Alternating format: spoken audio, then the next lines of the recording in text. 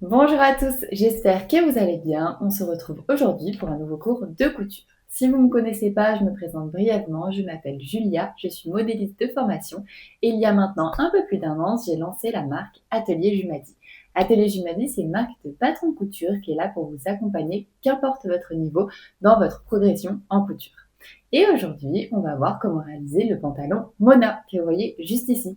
Ce pantalon, il est vraiment parfait parce qu'il est adapté aux débutants, même aux experts, et il permet de faire des points qui sont un petit peu techniques.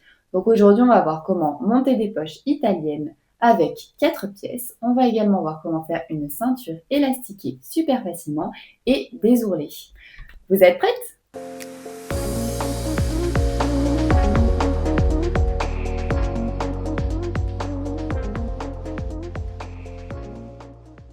Maintenant, parlons des mesures dont nous avons besoin pour réaliser notre pantalon Mona. Pour ça, vous aurez besoin de 2 mesures, votre tour de taille et votre tour de bassin. Après, comme je vous ai dit précédemment, le pantalon a une taille élastiquée, donc on va venir favoriser le tour de bassin plutôt que le tour de taille. Je vous conseille donc de venir prendre vos mesures car votre tour de bassin sera toujours supérieur à votre tour de taille. Maintenant, on va voir comment prendre nos mesures ensemble pour vous faciliter cette étape. Comme vous pouvez voir sur la vidéo que je vous mets juste ici, on va commencer par prendre notre tour de bassin. Pour le tour de bassin, c'est tout simple, il faut que votre mètre soit bien parallèle au sol. Pour ça, vous allez venir au niveau de votre bombée des fesses, donc il faut vraiment que ce soit situé sur la partie la plus charnue de vos fesses. Là, vous mettez bien le mètre parallèle au sol et vous laissez toujours un petit peu de mouf parce que c'est quand même beaucoup plus agréable de se sentir bien dans ses pantalons. Et là, vous sélectionnez la mesure qui correspond.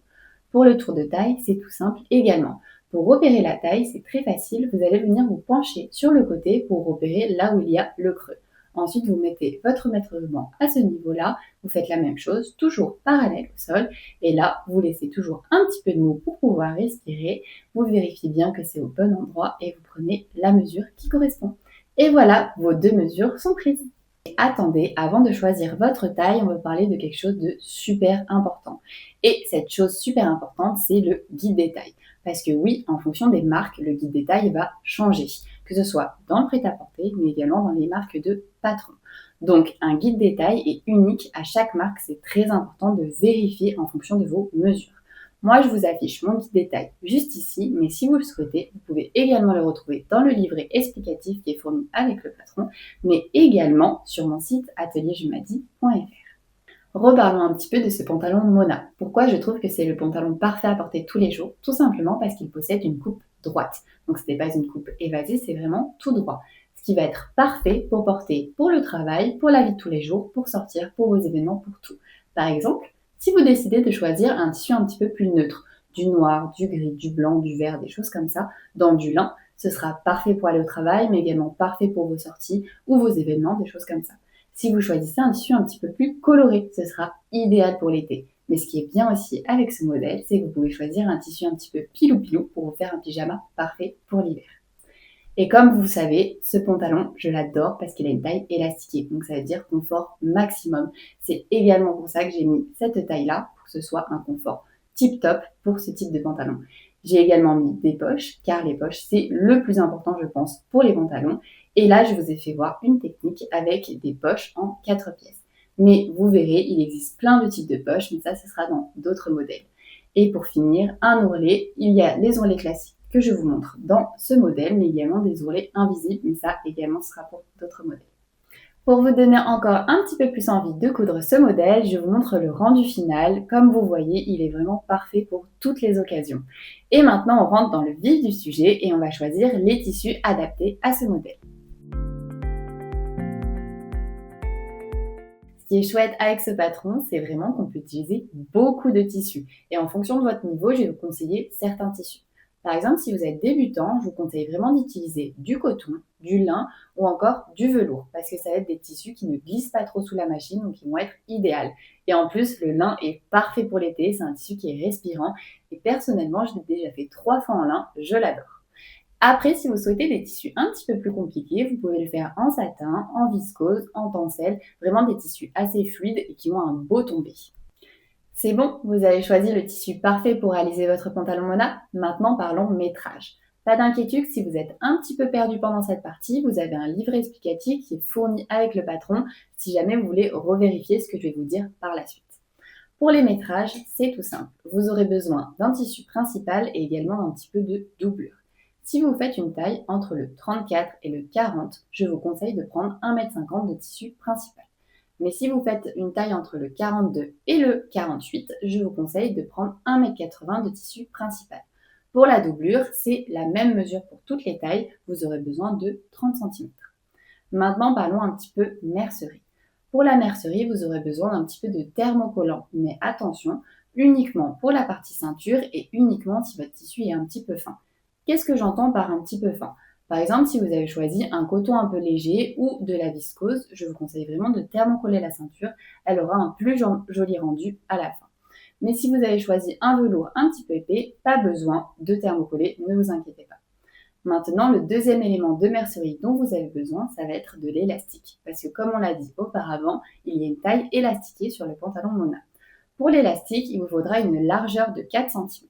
Et si vous faites une taille entre le 34 et le 40, il vous faudra 85 cm d'élastique. Mais si vous faites une taille entre le 42 et le 48, je vous conseille de prendre 1 mètre d'élastique.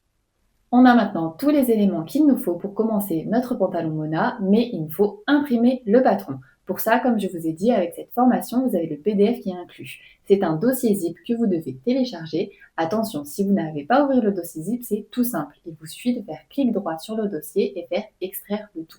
Une fois que vous avez vos 3 éléments, donc dans le dossier, vous avez 3 éléments. Vous avez le livret, vous avez le A0 et vous avez le A4. Nous, ce qui va nous intéresser pour l'impression, ça va être le A4, car le A0 est réservé pour des imprimeries professionnelles. Donc, vous n'avez plus qu'à venir imprimer le A4. Pas d'inquiétude, je vous montre comment bien faire et surtout comment imprimer votre taille.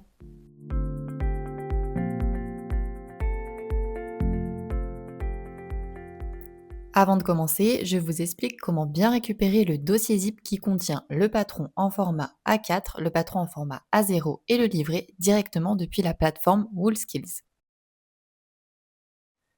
Lorsque vous êtes sur votre compte WoolSkills, allez dans vos achats, donc mes achats et ensuite mes formations. Cliquez sur la formation du pantalon Mona. Tout ce que je vous montre à l'écran, c'est un exemple, mais vous, ce sera bien pour le pantalon Mona. Donc sur la droite, vous avez un module pantalon Mona, cliquez dessus et ensuite allez télécharger le dossier zip comme je vous montre à l'écran. Et pensez à bien enregistrer votre dossier zip à un endroit où vous êtes sûr de le retrouver. Donc je vous conseille d'ouvrir un dossier spécialement pour cette formation. Reprenez votre dossier zip que vous avez enregistré au bon endroit et venez cliquer sur le dossier zip du pantalon Mona. Si celui-ci ne veut pas s'ouvrir car votre ordinateur ne vous permet pas d'ouvrir les dossiers zip, c'est tout simple. Faites un clic droit sur le dossier et choisir l'option extraire le tout. Grâce à l'option extraire le tout que vous pouvez faire avec le clic droit, vous pourrez venir récupérer les 3 PDF qui se trouvent à l'intérieur du dossier zip et les enregistrer sur votre dossier spécial formation Mona. Dans le dossier, vous avez le livret du pantalon Mona, vous avez le patron du pantalon en format A0 et le patron du pantalon en format A4. Nous, ça va être le patron du pantalon en format A4 qui va nous intéresser. Cliquez sur le PDF du patron en format A4 et petit conseil, je vous recommande d'utiliser Adobe Acrobat qui est un logiciel gratuit. Cela va vous permettre de pouvoir imprimer uniquement la taille qui vous intéresse sur le pantalon Mona. Pour imprimer uniquement notre taille, on va venir cliquer sur l'icône qu'il y a sur la droite avec les 2 petits calques. Ensuite, on va venir décocher les tailles qui ne nous intéressent pas. Par exemple, moi je vais laisser la taille 38, donc je vais laisser cocher repère et fond perdu, taille 38, base et repère, c'est très important. Attention, on pense à bien vérifier le tableau des tailles qui est disponible dans la vidéo ou alors dans le livret de montage. Quand je descends, je peux constater qu'il reste uniquement la couleur que je souhaite, donc la couleur noire. En fonction de votre taille, la couleur est différente. Je vous montre que cela a bien été pris en compte. Par exemple, quand j'ajoute la taille 36, on peut voir qu'une couleur rose se rajoute, donc la taille 36 est ajoutée à ma taille 38. Je peux venir la décocher pour avoir uniquement ma taille 38. Ensuite, je viens cliquer sur l'icône imprimer. Une fois que la fenêtre de l'impression s'ouvre, je peux choisir la bonne imprimante, donc une imprimante familiale que l'on a chez nous. Après, je viens régler les paramètres. Il faut mettre échelle personnalisée 100%.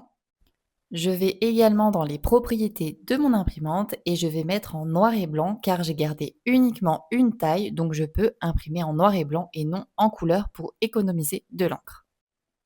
Et la dernière étape avant l'impression, ça va être de référencer uniquement la page 1 pour pouvoir vérifier que notre carré de test est bien de 5 sur 5. Vous avez imprimé la première page de votre patron du pantalon Mona et il est très important de venir vérifier une chose avant d'imprimer les autres pages. Et cette chose, c'est le carré de test. Comme vous pouvez voir, c'est un carré qui est juste ici et il doit faire 5 cm sur 5 cm. Pourquoi est-ce que c'est très important? Tout simplement parce que ça va permettre de définir la taille réelle du patron.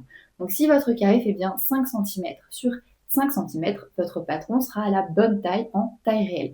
Mais si celui-ci, par exemple, ne fait que 4,8 sur 4,8, il ne sera pas à la bonne taille et c'est très important de venir réimprimer. Pour ça, comment faire? C'est tout simple. Comme vous avez pu voir, vous avez sélectionné taille réelle 100%. Vous pouvez légèrement augmenter votre 100% en mettant 101, 102, 103 pour venir avoir la bonne taille de votre carré test. Et une fois que vous avez la bonne taille sur votre première page, vous pouvez venir imprimer toutes les autres pages. Toutes vos pages sont imprimées, on passe maintenant à la découpe. Et la première étape est de venir découper les marges que vous voyez directement sur le papier. Donc elles sont visibles par un rectangle qui se trouve tout autour. Ma petite astuce pour éviter de découper les 4 marges et que ce soit très long, c'est de venir en découper uniquement que 2. Donc de venir découper la marge du bas et la marge sur la droite. Pourquoi? Tout simplement parce que lorsque vous allez couper la marge sur la droite et pas celle sur la gauche, ce sera beaucoup plus facile de venir scotcher sur la marge qui est déjà existante et de faire correspondre les repères qu'il y a sur le papier. Et vous avez juste à faire ça sur toutes vos feuilles. Pour découper vos marges sur vos feuilles, je vous conseille d'utiliser des ciseaux papier. Qu'est-ce que j'entends par ciseaux papier? Ça va être une autre paire de ciseaux que vous n'utilisez pas pour découper vos tissus. C'est très important d'avoir une paire de ciseaux tissu et une paire de ciseaux papier. Et comme je vous ai expliqué tout à l'heure, venez découper la marge du bas et la marge sur la droite sur toutes vos feuilles. Grâce à cette astuce, l'assemblage va être beaucoup plus facile. Sur votre patron, vous pourrez retrouver un schéma de montage pour pouvoir bien assembler vos feuilles une à une dans le bon ordre.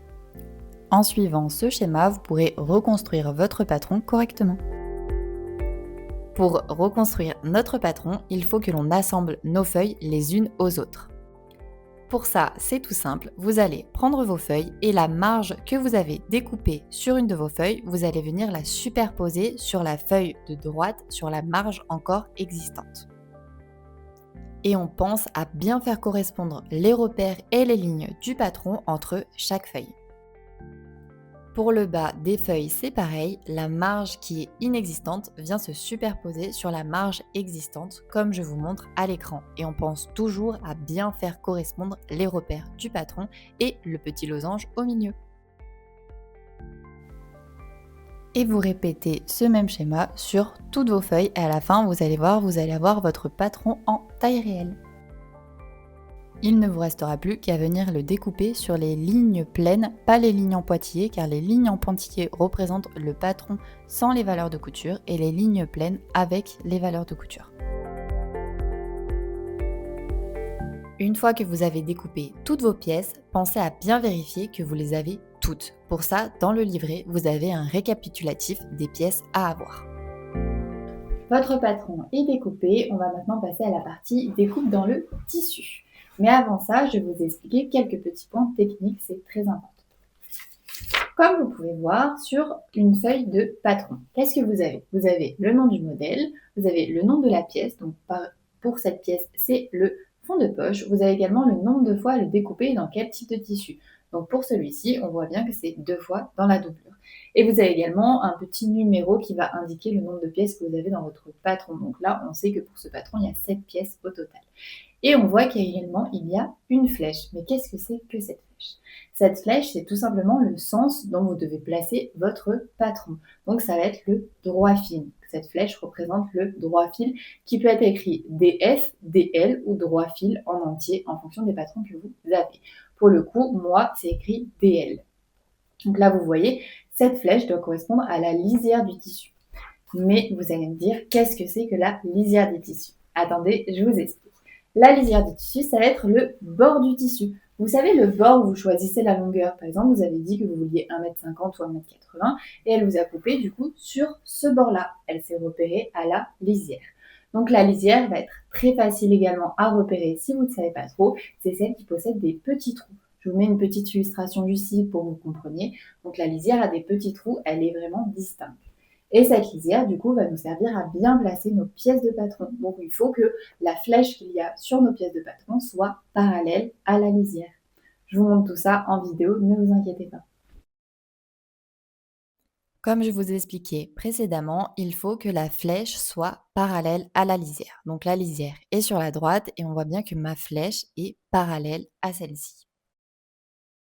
Pour être sûr de bien découper notre patron et avoir nos pièces en miroir, il faut venir plier notre tissu en deux en superposant les lisières l'une sur l'autre. Donc vous pliez votre tissu en mettant la lisière sur l'autre lisière.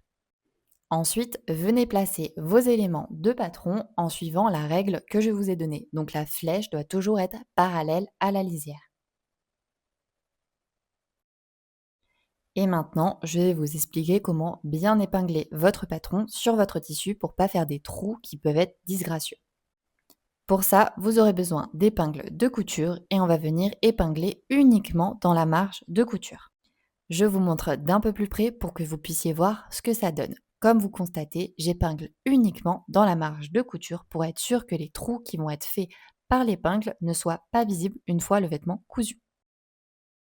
Il ne me reste plus qu'à découper mon tissu en suivant tous les contours de mon patron.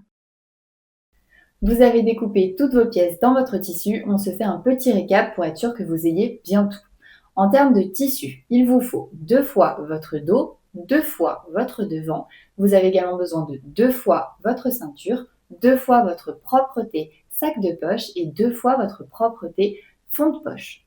Et vous avez besoin en termes de doublure, 2 fois votre fond de poche et 2 fois votre sac de poche. J'espère que vous avez bien tout pour démarrer la couture.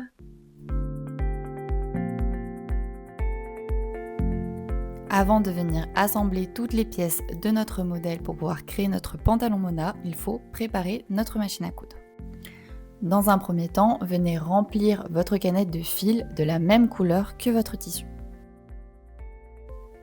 Changez également votre aiguille par une aiguille adaptée à votre tissu. La plupart du temps, ça va être une universelle en taille 70 ou en taille 80. Pensez à vérifier si vous avez déjà une aiguille comme ça sur votre machine, que celle-ci n'est pas émoussée.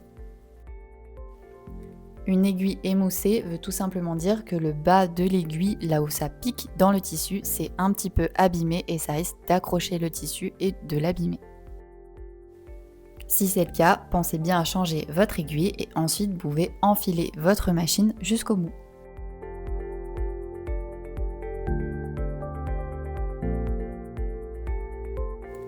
Maintenant que notre machine à coudre est prête, on va commencer par la réalisation des poches.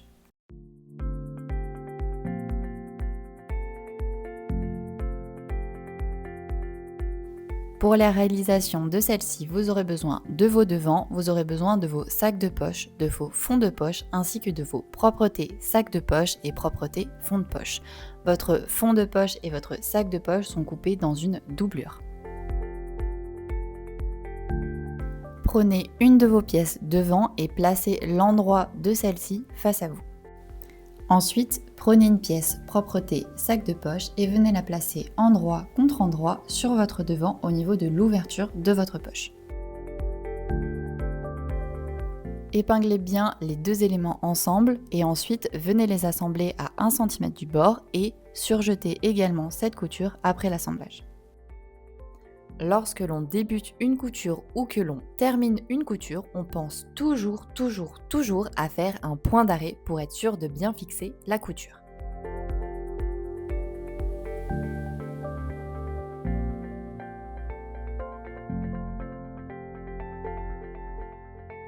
Comme vous pouvez voir sur la vidéo, pour mon point surjet, je fais à la surjeteuse. Il est totalement possible que vous n'ayez pas de surjeteuse. Pour ça, pas d'inquiétude. Vous pouvez faire un point zigzag ou un point surjet directement depuis votre machine à coudre. Je vous montre. Certaines machines à coudre possèdent un point sur G, d'autres n'en ont pas, mais pour ça, vous pouvez utiliser un point zigzag.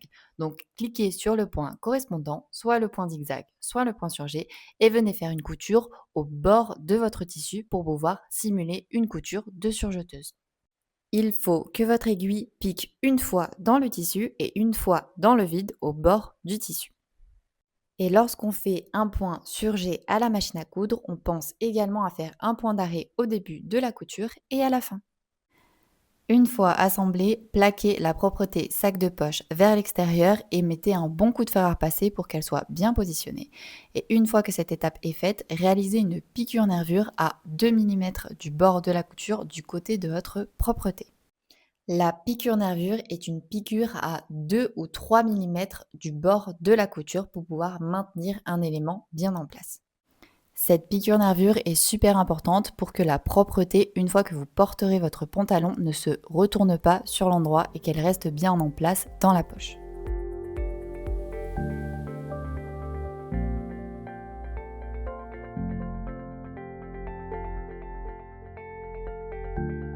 Une fois cette propreté bien assemblée sur votre devant, munissez-vous d'une de vos pièces sac de poche et venez l'assembler à votre propreté sac de poche endroit contre endroit sur le deuxième côté.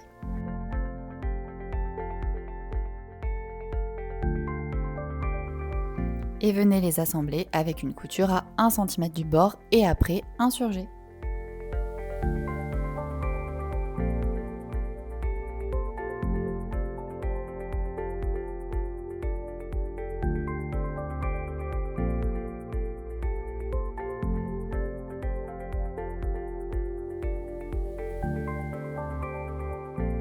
On pense bien que lorsque je passe sur ma surjeteuse, ça veut dire qu'il faut faire un surjet et du coup que vous pouvez le faire avec votre machine à coudre grâce au point zigzag ou au point surjet qui sont disponibles sur vos machines à coudre.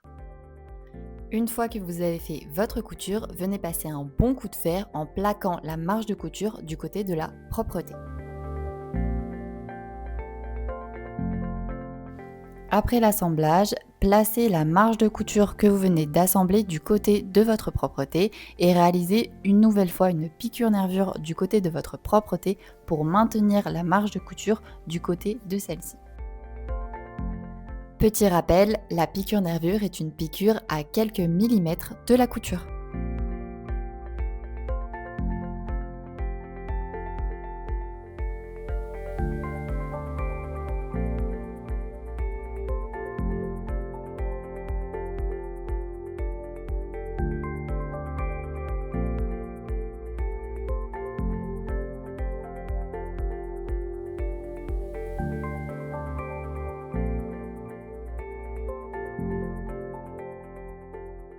Maintenant, munissez-vous de votre propreté fond de poche et venez surfiler la partie que je vous indique à l'écran. Des fois, vous m'entendrez utiliser le terme surfiler à la place de surjeter, mais cela est pareil. Il signifie que vous devez faire un point de surjet sur la partie que je vous montre. Surfiler, c'est quand il n'y a qu'un seul morceau de tissu et surjeter, c'est quand il y en a deux. Ensuite, placez votre propreté fond de poche sur l'endroit de votre fond de poche.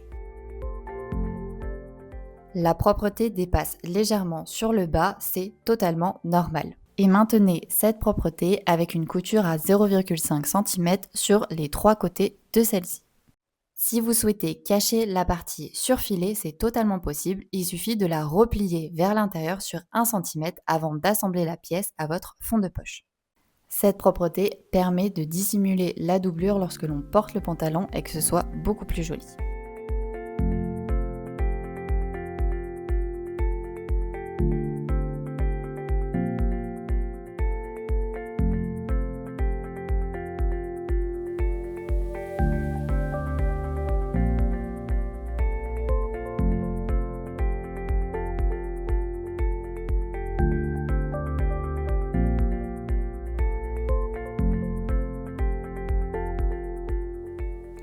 Une fois que votre fond de poche est prêt, vous pouvez le placer endroit contre endroit sur votre sac de poche et venir l'assembler à 1 cm du bord sur tout le tour de la poche et également faire un surjet après la couture.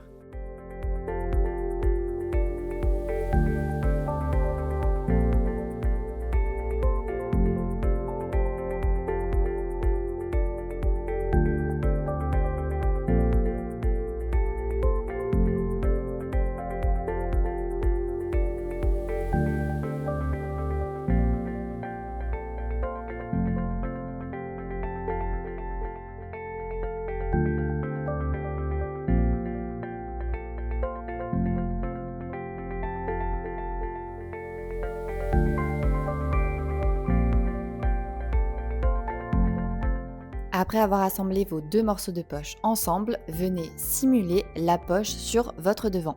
Donc venez replacer correctement votre poche comme si elle était cousue, exactement comme moi sur la vidéo. Et pour bien maintenir la poche en place et qu'elle ne bouge pas, on va réaliser deux piqûres de maintien, une piqûre sur le haut de la poche et une autre sur le côté de la poche. Les piqûres sont à faire à 0,5 cm.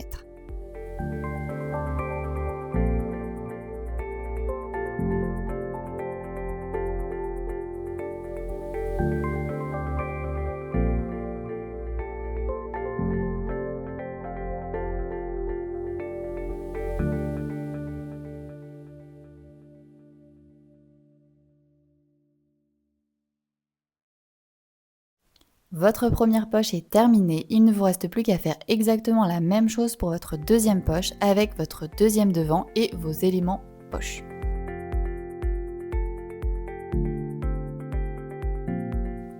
Une fois que vous avez fini de réaliser vos poches, on va venir assembler les fourches devant ensemble.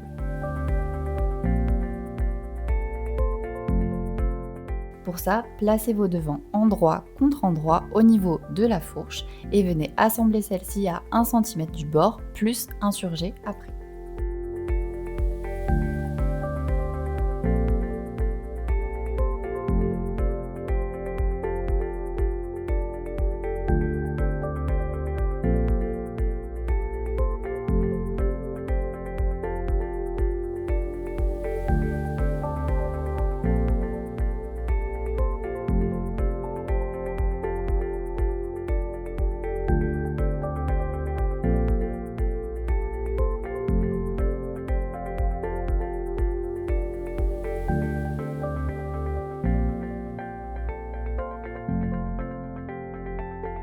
On vient également assembler nos fourches dos ensemble. Pour ça, c'est exactement la même chose que le devant. On place nos dos endroit contre endroit au niveau de la fourche. On réalise une couture à 1 cm pour les assembler, plus insurger.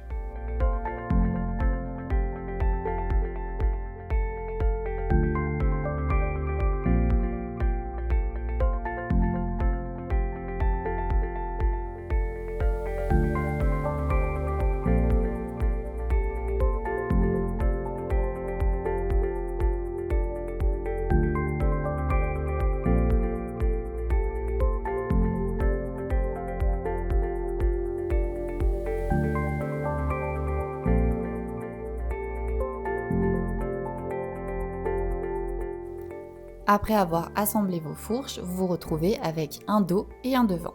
On va venir les assembler ensemble. Placez votre devant endroit contre endroit sur votre dos en faisant bien superposer vos côtés.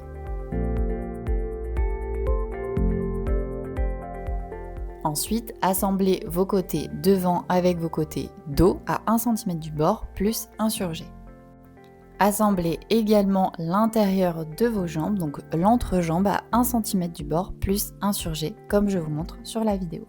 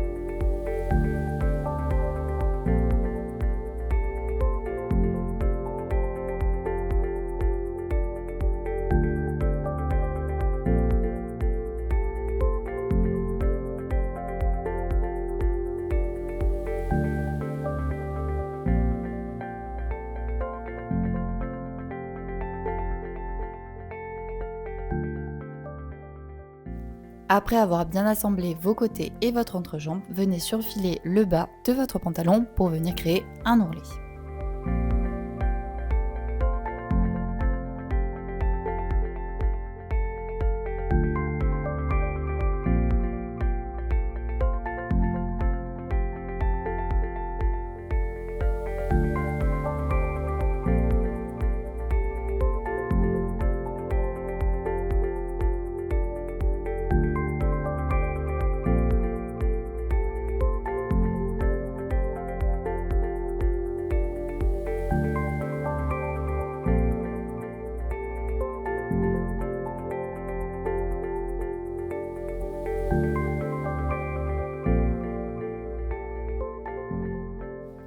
Pour créer l'ourlet de votre pantalon, c'est tout simple. Repliez le bas de celui-ci vers l'intérieur sur 1 cm, marquez bien ce pli au fer à repasser et ensuite repliez une nouvelle fois votre bas, mais cette fois-ci sur 2 cm et marquez également ce pli au fer à repasser.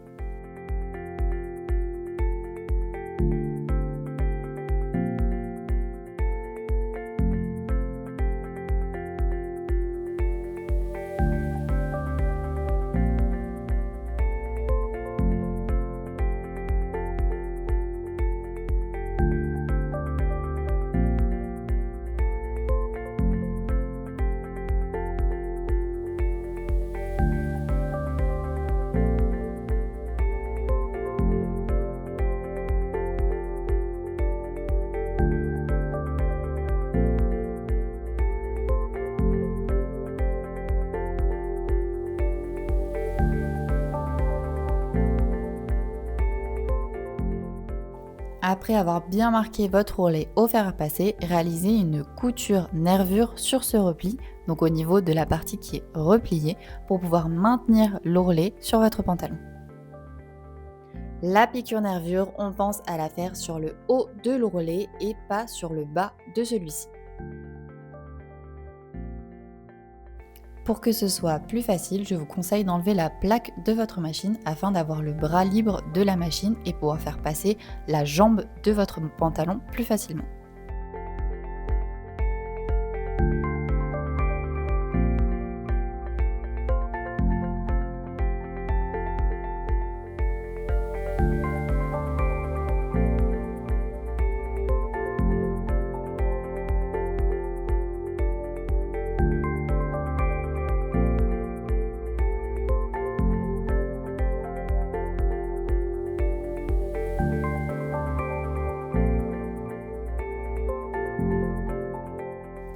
Passons à la dernière étape qui est la réalisation de la ceinture. Si votre tissu est un petit peu fin, comme je vous avais expliqué en début de vidéo, je vous conseille de le thermocoller. C'est ce que j'ai fait pour ma part. Donc je suis venue thermocoller l'envers de mes pièces ceinture.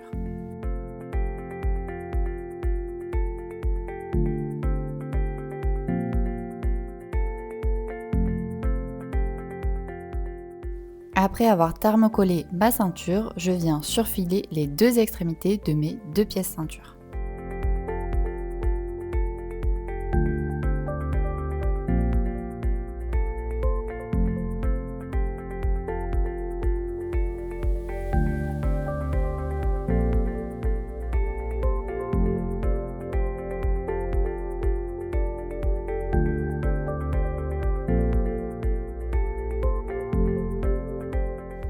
Ensuite, je place ma ceinture devant endroit contre endroit sur ma ceinture dos et je viens assembler à 1 cm du bord les deux extrémités de celle-ci.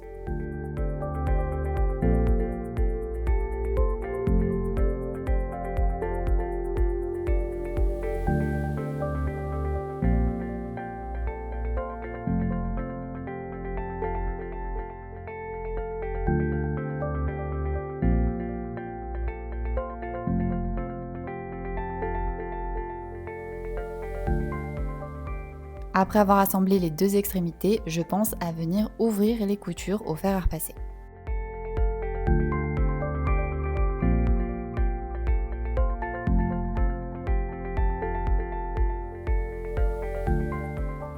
Maintenant, je vais venir assembler ma ceinture sur le tour de mon pantalon. Je viens prendre ma pièce ceinture qui est une bande circulaire et je viens la placer endroit contre endroit sur le tour de mon pantalon en faisant bien correspondre les coutures côté du pantalon avec les coutures côté ceinture. Et je pense à venir bien épingler la totalité de ma pièce ceinture sur le tour de mon pantalon. Lorsque je viens épingler la totalité de ma pièce ceinture sur mon tour de pantalon, je pense à laisser un endroit où il n'y aura pas d'épingle et ce sera l'ouverture pour faire passer mon élastique.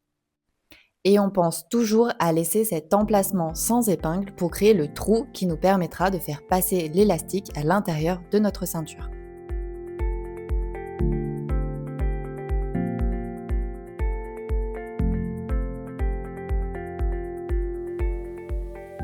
Après avoir bien épinglé, je viens plier ma ceinture envers contre envers comme je vous montre à l'écran pour pouvoir créer justement la pièce ceinture et je viens tout réépingler la pièce ceinture pliée en deux à mon tour de pantalon.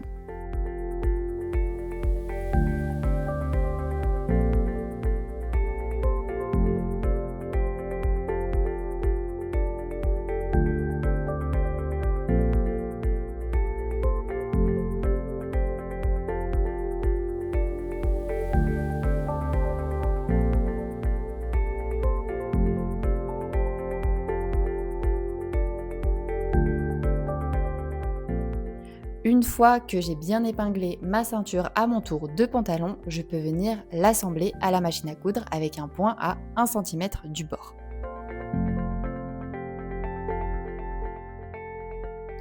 Lors de cette couture, je pense à laisser un espace sans couture pour venir créer le trou afin de faire passer notre élastique à l'intérieur de notre ceinture. Cet endroit, c'est l'endroit où on a évité de mettre des épingles. Personnellement, je vous conseille de laisser une ouverture entre 8 à 10 cm pour que ce soit facile de faire passer votre élastique par la suite.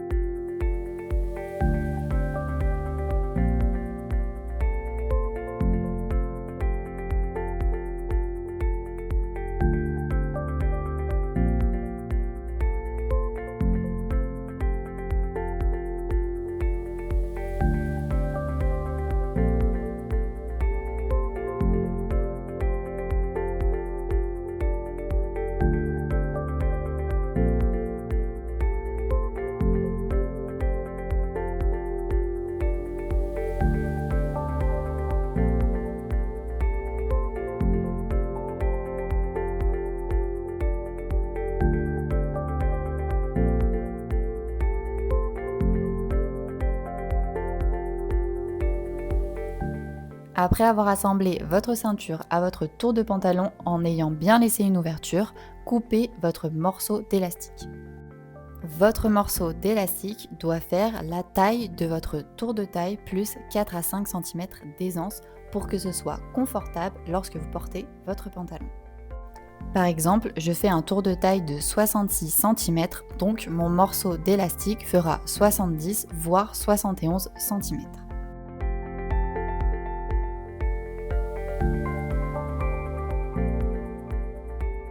Maintenant, on va venir insérer notre élastique à l'intérieur de notre ceinture par le trou que l'on a laissé.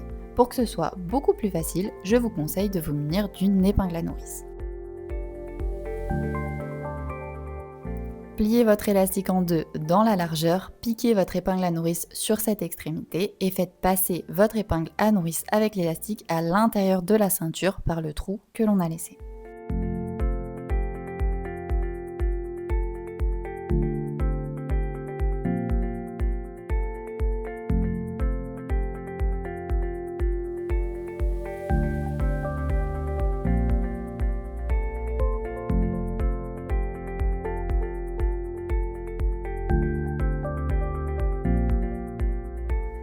Pensez bien à ce que l'extrémité de l'autre côté où il n'y a pas l'épingle à nourrice ne se trouve pas dans la ceinture mais reste bien en dehors de celle-ci pour pouvoir l'assembler à l'extrémité qui est en train de parcourir la ceinture.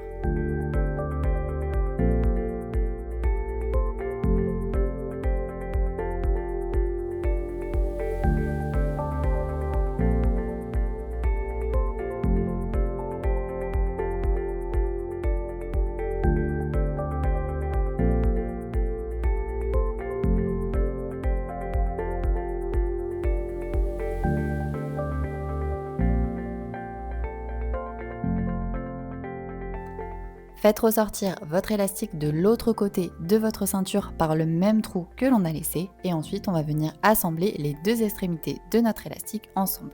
Pour ça, c'est tout simple, superposez vos deux élastiques sur environ 2 à 3 cm et venez réaliser plusieurs coutures sur celles-ci pour les maintenir ensemble.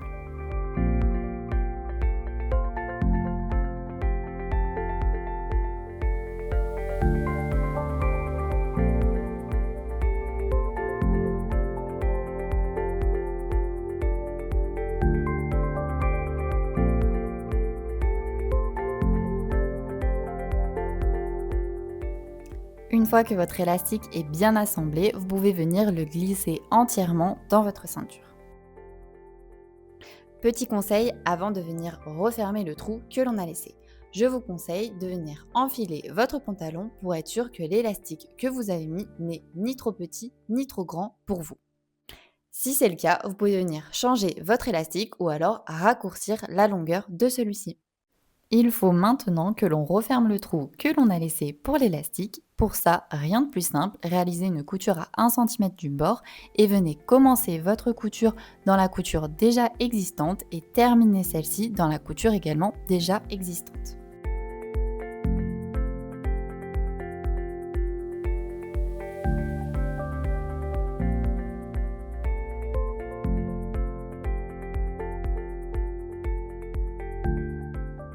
Après avoir refermé l'ouverture de votre pièce ceinture, vous pouvez surjeter la totalité de votre couture.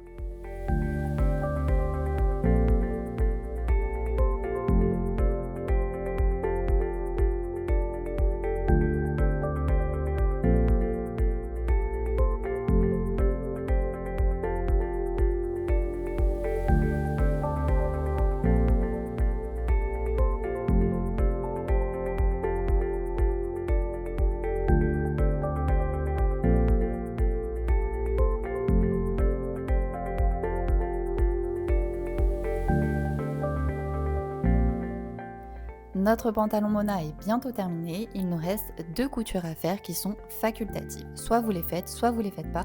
Moi je préfère les faire parce que je trouve que le résultat est beaucoup plus joli avec ces 2 coutures. Ces 2 coutures vont être réalisées au milieu de la ceinture et c'est là pour maintenir l'élastique bien en place. Placez-vous sur un des côtés de votre ceinture et venez mettre 2 épingles au niveau de votre ceinture à égale distance des 2 bords. Les 2 épingles que l'on met sur un des côtés nous servent de repère pour pouvoir faire nos coutures bien droites sous notre machine à coudre. Pour ces 2 coutures, on va réaliser une couture au point droit, mais on va venir légèrement agrandir notre point au niveau de notre machine à coudre. Ensuite, réalisez ces 2 coutures en venant tirer l'élastique à l'intérieur de votre ceinture pour mettre votre tissu le plus plat possible. Il ne faut pas qu'il y ait les fronces de l'élastique, il faut vraiment qu'il soit bien plat.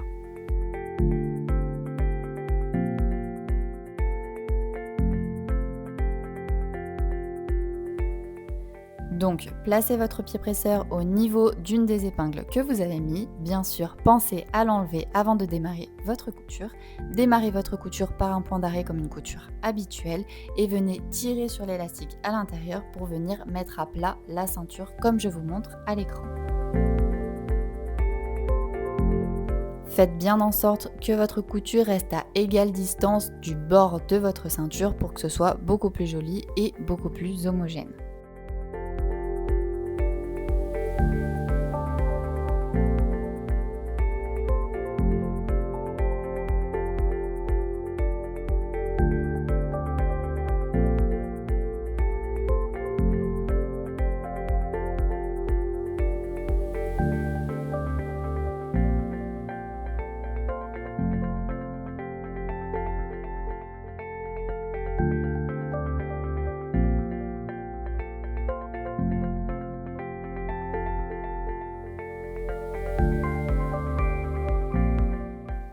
Et pour la deuxième couture, réalisez exactement la même chose que la première couture, mais au niveau de votre deuxième épingle.